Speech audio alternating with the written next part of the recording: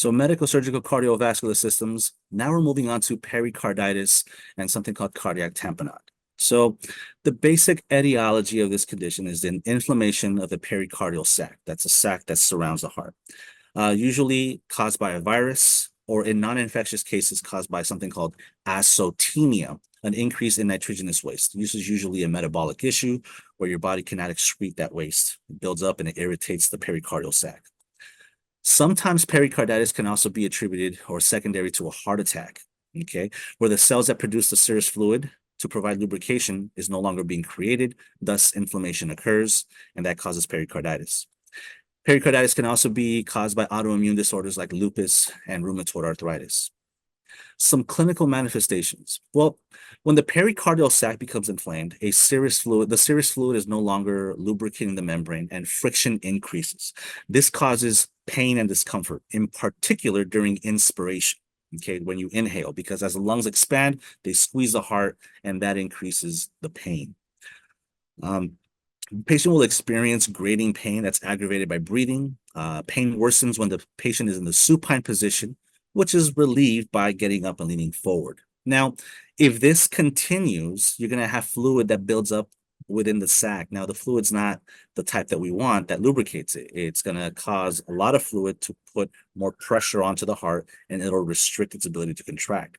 When this happens, it's called pericardial tamponade. And this may develop when pus or fluid collects in the pericardial sac in sufficient amounts. There's something called pulsus paradoxus, and this is a decrease in stroke volume and blood pressure with inspiration. So what this is in essence is that you'll be monitoring the patient's blood pressure and you'll check it normally and you'll write it down.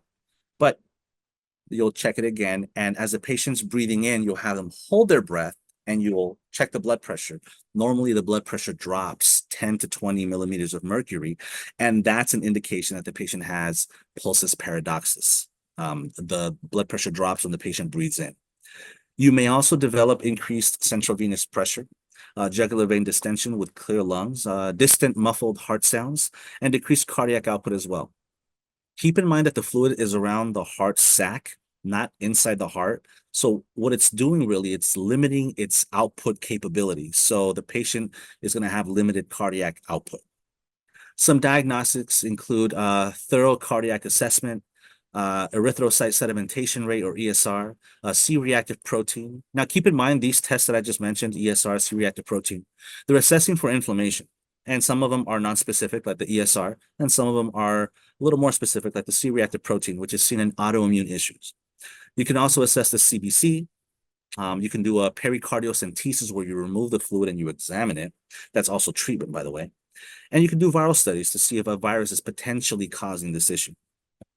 Medical management includes anti-inflammatory drugs like NSAIDs, and they're the medical treatment of choice. You can also give antibiotics, which can also be administered. You can also give colchicine and steroids, which are also used in conjunction with NSAIDs. Make sure that you guys remember a pericardiocentesis is the removal of the pus of the pericardial sac, and that's utilized to increase contractility and decrease the compression that the heart is experiencing. And this may be required for cardiac tamponade. Dietary management includes primarily a DASH diet to reduce blood pressure and reduce fluid overload. Nursing measures include the positioning of the patient in a high phallus position, upright, lean forward. The patient should be asked to lean forward, and that will increase our ability to listen to the friction rub that's heard upon auscultation. Supine with the head of the bed elevated to 45 to 60 degree angle is the primary medical mainstay.